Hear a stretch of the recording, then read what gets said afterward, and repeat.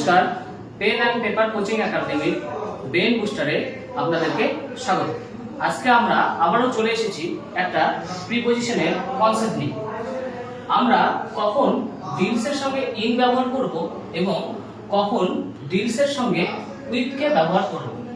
আমরা ডিলসের সঙ্গে ইনকে ব্যবহার করব কোনো গুডস প্রোডাক্টস এর ক্ষেত্রে, অর্থাৎ কোনো ব্যবসা করা বা কোনো কিছু কেনা বেচার ক্ষেত্রে আমরা ডিলসের সঙ্গে ইনকে ব্যবহার করব। উদাহরণস্বরূপ বলতে পারি হি ডিলস ইন রাইস, অর্থাৎ তিনি কিসের ব্যবসা করেন? চালের ব্যবসা করেন। অপরপক্ষে ডিলসের সঙ্গে উইথ কখন হয়?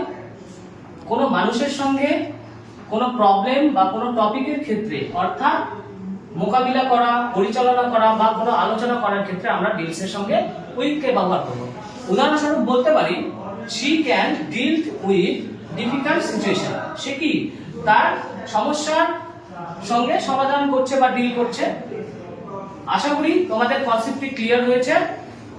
আজকে তোমাদের দুটো হোম টাস্ক দেওয়া থাকলো, তোমরা সকলে অবশ্যই কমেন্টে উত্তর জানাবে।